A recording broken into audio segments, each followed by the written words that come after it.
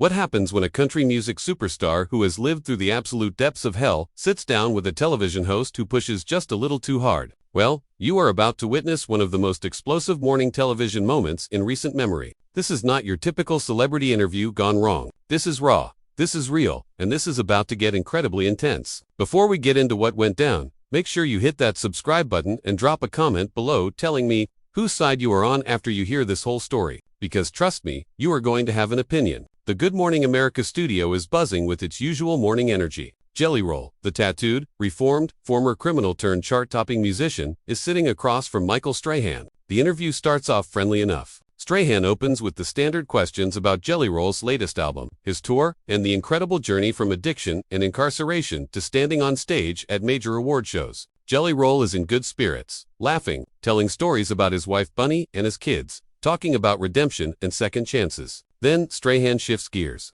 He leans forward slightly and says, "So Jason, let me ask you something that I think a lot of people wonder about. You have talked very openly about your criminal past, the drugs, the time you spent locked up. You have made it part of your brand, part of your story. But there are critics out there who say that you are profiting off a lifestyle that destroyed families, that hurt communities. How do you respond to people who say you are glorifying a criminal past?" The energy in the room changes immediately. You can see it in Jelly Roll's face. His smile does not exactly disappear, but it tightens. He takes a breath, clearly choosing his words carefully. He says, "Well, Michael, I appreciate the question, but I think there is a fundamental misunderstanding in what you just said. I have never glorified anything. I have been transparent about my past because I want people who are in the same hell I was in to know that there is a way out. I talk about my mistakes so that maybe, just maybe, some kid who is headed down that same path will hear my story and make a different choice." Strahan nods, but he is not backing down. He says, "I hear you, but let me push back on that a little bit. You have songs that reference drug dealing, that talk about the streets, that paint a picture of that life. Some people argue that when you put that in a song, when you perform it in front of thousands of people, you are making it seem cool, making it seem romantic. What do you say to parents who worry that their kids are listening to your music and getting the wrong message?" Jelly Roll's jaw clenches. He says, "What do I say to parents? I say that if their kids are listening to my music, they are hearing someone who almost died multiple times, who lost years of his life behind bars, who hurt everyone he ever loved. They are hearing someone who is telling them that path leads to nothing but pain. I am not some rapper who never lived what he talks about. I lived it, and I am telling people it almost killed me. If that is glorification, then I do not know what honesty looks like." The tension is building. Strahan continues, "Okay, but here is where I think some people get confused. You are now a wealthy man. You are successful. You have turned your life around, and that is genuinely admirable. But in doing so, you have also profited immensely from talking about that past. You have built a career on it. Does it ever feel like you are cashing in on pain, on mistakes, on a lifestyle that you now condemn?" That is when you can see something shift in Jelly Roll.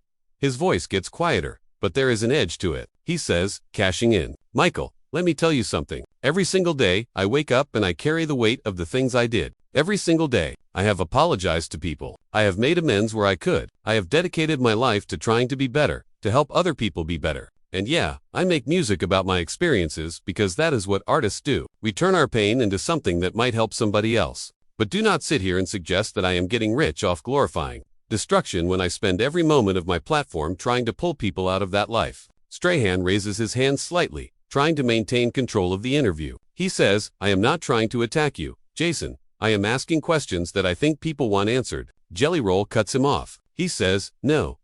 See, that is the thing. You are not just asking questions. You are framing this in a way that suggests I am doing something wrong by being honest about where I came from. You want me to what? Pretend I came from some perfect suburban neighborhood? Pretend I did not spend years destroying myself and hurting the people around me? I am not going to do that. I am not going to sanitize my story to make people comfortable." The studio is dead silent except for their voices. Strahan says, "I think what people want to know is whether you feel any responsibility for how your story is perceived, especially by young people who might look up to you." Jelly Roll's voice rises slightly. He says, "Of course I feel responsibility. That is exactly why I talk about it the way I do. I do not leave out the ugly parts. I do not skip over the consequences. I talk about losing custody of my daughter. I talk about the people I hurt. I talk about waking up in jail cells and thinking I was going to die before I turned 30. How is that glorification? I am literally standing here as a cautionary tale that happened to find redemption." Strahan leans back, and you can tell he is recalculating. He says, "All right, let me approach this differently. There was an article recently that questioned whether the music industry is too quick to celebrate people with criminal pasts.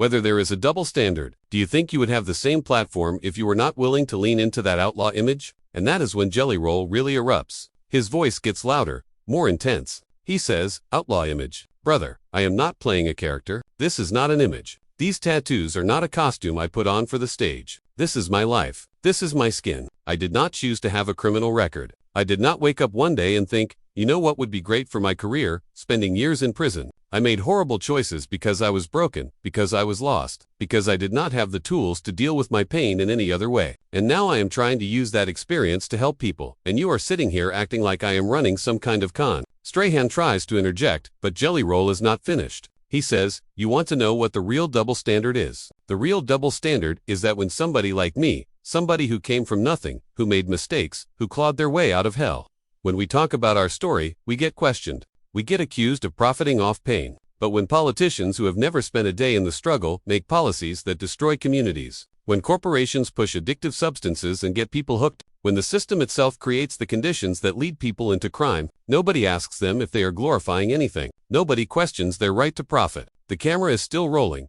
and you can see the producers probably losing their minds in the control room. This is live television, and it is completely off the rails. Strahan, to his credit, tries to bring it back. He says, Jason, I hear your passion, and I respect that. I think what I am trying to understand is how you balance being authentic about your past with being mindful of the influence you have now. Jelly Roll takes a deep breath. His voice is still intense but slightly more controlled. He says, I balance it by telling the whole truth, not just the parts that make for good song lyrics. The whole truth. And the whole truth is that I am a flawed human being who made terrible choices and somehow got a second chance. I am using that second chance to try to make a difference. If people want to criticize me for that, if they want to say I am doing it wrong, that is their right. But do not question my intentions. Do not sit here and suggest that I am trying to make crime look cool when I have spent years trying to do the exact opposite. Strahan nods slowly. He says, I appreciate your honesty. I think this is clearly a topic you are deeply passionate about. Jelly Roll looks directly at him and says, passion does not even begin to cover it.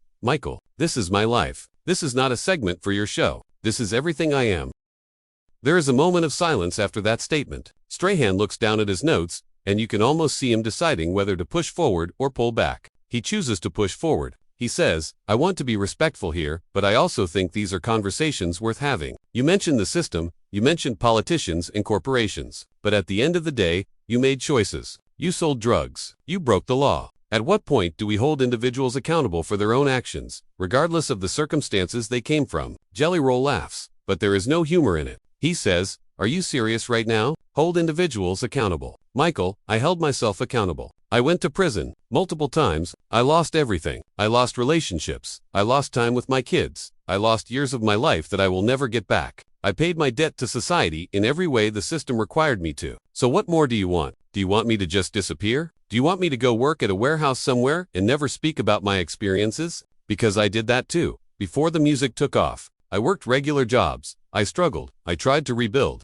And now that I have a platform, now that I can actually reach people and maybe prevent them from making the same mistakes, you are questioning whether I have the right to do that. Strahan shifts in his seat. He says, I am not saying you do not have the right. I am asking if you understand why some people might be uncomfortable with how visible your past is in your present success. Jelly Roll leans forward, his elbows on his knees. He says, uncomfortable. You know what makes me uncomfortable? The fact that we live in a society that wants to lock people up, throw away the key, and then act surprised when they come out worse than they went in. We do not rehabilitate people in this country. We punish them, we dehumanize them, and then we expect them to just magically become productive members of society with no support, no resources, no second chances. I got lucky. I found music. I found a way to process my trauma and turn it into something meaningful. Most people do not get that. Most people I was locked up with are either dead or back in prison because the system is designed to keep them there. Strahan says, so you are saying the system is the problem, not the individual choices. Jelly Roll's voice gets sharp. He says, I am saying it is both, and anyone who tells you it is just one or the other is lying to you or lying to themselves. Yes, I made choices. Bad choices. Choices I regret every single day, but I also grew up in an environment where those choices seemed like the only options. I grew up around addiction, around violence, around poverty. I did not have a father figure teaching me how to be a man. I did not have mentors showing me a different path. I had survival mode, and I did what I thought I had to do to survive. That does not excuse what I did, but it provides context. And context matters. Strahan nods, but then he goes for another angle. He says, "You talk a lot about helping people, about being a voice for those who are struggling. But I have to ask, and this might be uncomfortable, but there are people who say that your message gets muddy when you are also selling concert tickets for hundreds of dollars. When you are doing brand deals, when you are living a lifestyle that is completely removed from the people you claim to represent. How do you respond to that?" You can see Jelly Roll's face turn red. He says, "So now I am not allowed to make a living. Now I am supposed to what? Do everything for free, to prove I am authentic. Michael, I came from nothing. Literally nothing. I slept in cars. I did not know where my next meal was coming from. I spent my 20s in and out of jail. And now, through music, through hard work, through pouring my heart out on stage every single night, I have built something. I have built a life for my family. I have built a platform where I can actually make a difference. And you are sitting here suggesting that because I charge for concert tickets, because I am not living in poverty anymore, somehow my message is not real." Strahan raises his hand. He says, "I am not suggesting your message is not real. I am asking how you maintain connection to the community you came from when your life looks very different now." Jelly Roll stands up, not to leave, but because he cannot sit still anymore. He starts pacing slightly, his hands gesturing as he talks. He says, "You want to know how I maintain connection? I go into prisons and I talk to inmates. I do not bring cameras. I do not make it a publicity stunt. I just go and I talk to them like human beings because I know what it is like to be in there and feel forgotten. I fund programs that help people with addiction. I use my platform to advocate for criminal justice reform. I respond to messages from fans who are struggling, who are thinking about ending it all, and I tell them to hold on. That is how I maintain connection, not by staying poor to prove a point." The studio audience, which has been mostly silent, lets out a few murmurs. Strahan says, "I think that is powerful, and I do not want to diminish the work you do. But I think there is a legitimate question about whether success changes people, whether it creates distance." Jelly Roll stops pacing and looks directly at Strahan. He says, "Of course, success changes people. Everything changes people. Trauma changes people. Prison changes people. Loss changes people. But change is not the same as forgetting where you came from. I know exactly where I came from. I carry it with me every single day. The difference is, I do not have to live in that hell anymore, and I am trying to help other people get out too. If that makes some people uncomfortable, if that makes people think I am not struggling enough to be credible, then I do not know what to tell them." Strahan takes a different approach. He says, "Let me ask you about something specific. You have talked about your daughter, about losing custody because of your choices. Now you are in her life again. How do you explain your past to her? How do you talk to her about the man you were versus the man you are now?" Jelly Roll's entire demeanor changes. His voice gets quieter, more vulnerable. He says, "That is the hardest conversation I have ever had. Telling your own child that you were not there for her because you were too busy destroying yourself. That is a pain that never goes away. But I do not lie to her. I do not make excuses. I tell her the truth. I tell her that Daddy made really bad choices, that Daddy was sick, that Daddy hurt a lot of people, including himself. And I tell her that I am sorry. I tell her that every single day I am trying to be better, trying to be the father she deserves. And you know what? She forgives me." Kids have this incredible capacity for forgiveness that adults lose somewhere along the way. Strahan says, "That is beautiful, but it also raises another question. If your daughter forgives you, if your family has moved forward, why do you keep bringing up the past? Why not just focus on the present and the future?" And just like that, the vulnerability is gone and the intensity is back. Jelly Roll says, "Because the past is not just my story, Michael, it is the story of millions of people who are still stuck in it. It is the story of the guy who is sitting in a cell right now thinking his life is over. It is the story of the mom who is struggling with addiction and thinks she is too far gone to save. I keep bringing up the past because forgetting it would mean forgetting them, and I will never do that." Strahan says, "But at a certain point, does constantly revisiting your past keep you stuck in it? Does it prevent you from fully moving forward?" Jelly Roll shakes his head. He says, "No. Talking about my past is how I process it. It is how I make sense of it. And more importantly, it is how I connect with people who need to hear that they are not alone. You are sitting here in this studio, with your successful career, your polished image, your comfortable life.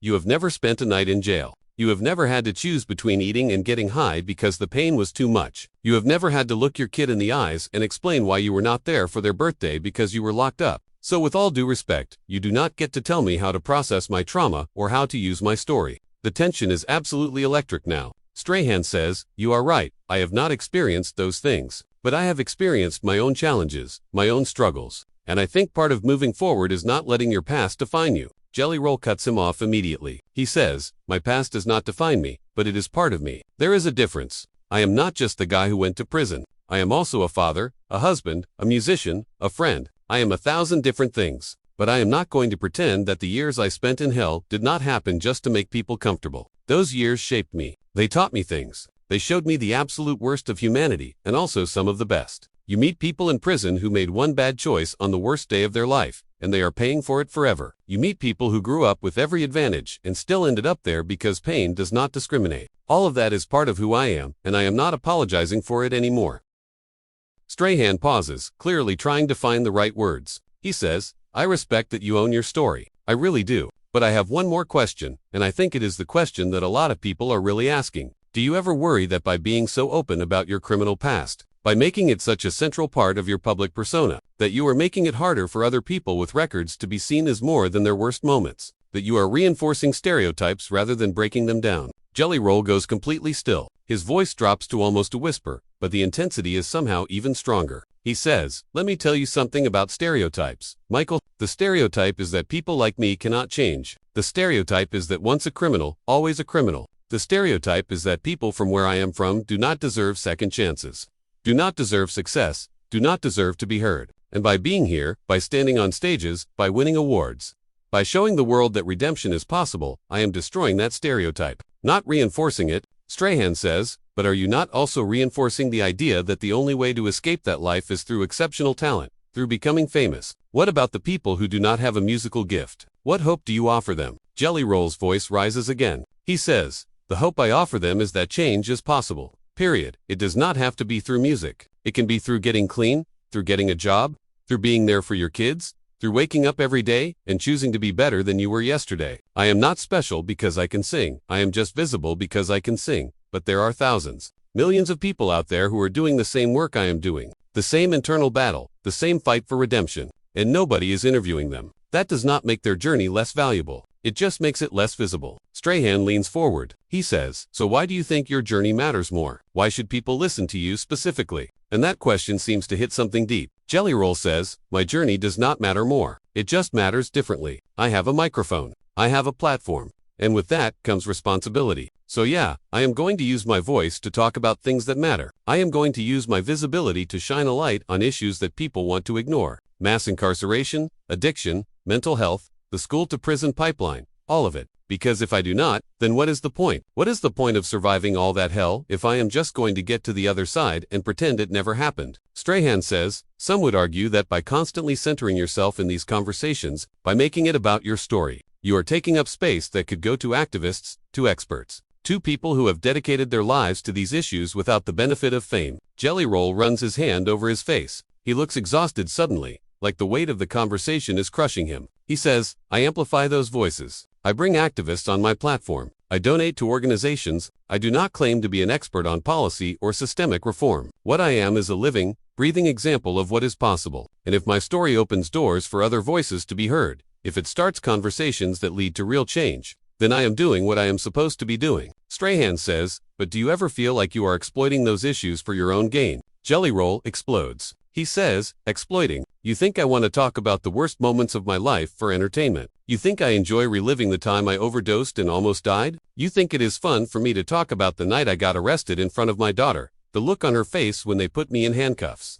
I do it because it matters. I do it because if even one person hears my story and decides not to take that first hit, not to make that first deal, not to give up on themselves, then every uncomfortable interview, every invasive question, every time I have to rip open old wounds is worth it. The studio is dead silent. Even Strahan seems taken aback by the raw emotion. He says, I think people see your passion. I think they see that you believe in what you are doing. Jelly Roll says, I do not need people to see that I believe in it. I need people to understand that this is life or death for so many people. This is not theoretical. This is not a debate topic. There are people right now, in this moment, who are one decision away from destroying their lives or ending them. And if my story, if my music, if my willingness to be vulnerable and honest and messy can reach even one of those people, then I will keep doing it until I cannot anymore. Strahan takes a breath. He says, I want to ask you something personal, if that is okay. Do you ever have moments where you doubt yourself? Where you wonder if you are doing the right thing, if you are handling your platform the right way? For the first time in the interview,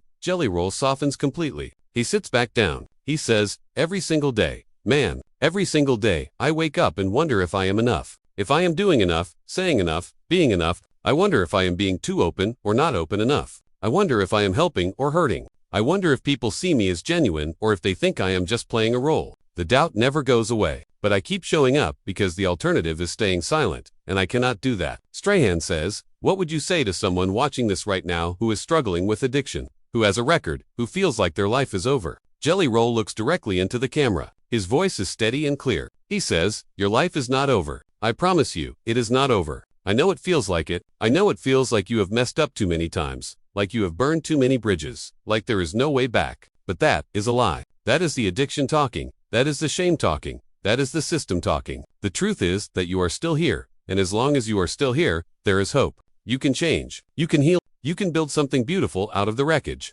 It will not be easy. It will be the hardest thing you ever do. But it is possible, and you are worth it. Strahan is quiet for a moment. Then he says, that is a powerful message. But I have to ask, and this is my last question, do you ever worry that your message of redemption lets people off the hook twice? That it suggests that as long as you turn your life around eventually, the damage you caused along the way does not really matter? Jelly Roll's eyes flash with anger again. He says, the damage always matters. Always. I carry the weight of every person I hurt, every family I affected, every life I made worse. That weight does not go away just because I am successful now. Redemption is not erasure. It is not forgetting. It is not pretending the harm never happened. Redemption is acknowledging the harm, taking responsibility for it, and spending the rest of your life trying to do better, trying to be better. Anyone who thinks my message is about letting people off the hook has not been listening. Strahan says, so what is your message then? If you had to sum it up in one sentence, what do you want people to take away from your story? Jelly Roll thinks for a moment. He says, my message is that your worst moment does not have to be your last moment. That is it. Your worst moment, your biggest mistake, your darkest hour, it does not have to define the rest of your life. You get to choose what comes next. And that choice, that decision to try, to fight, to keep going, even when everything in you wants to quit, that is where real strength lives. Strahan extends his hand and says, I appreciate you being so candid today. Jelly Roll shakes it firmly. He says, easy conversations do not change anything. Uncomfortable conversations, hard conversations, those are the ones that matter. As Jelly Roll stands to leave, you can see the exhaustion on his face. This was not a casual morning show interview. This was a battle of ideas, of perspectives, of lived experiences colliding with questions that have no easy answers. And whether you agree with Jelly Roll or not, whether you think he handled it well or not, one thing is undeniable. He showed up, he spoke his truth, and he did not back down. So what do you think? Was Jelly Roll right to erupt the way he did? Were Michael Strahan's questions fair or out of line? Drop a comment below and let me know where you stand on this, because this is a conversation that is far from over. And if you want to see more breakdowns like this, more real, unfiltered looks at the moments that matter, make sure you hit that subscribe button. What other celebrity moments do you want me to cover next?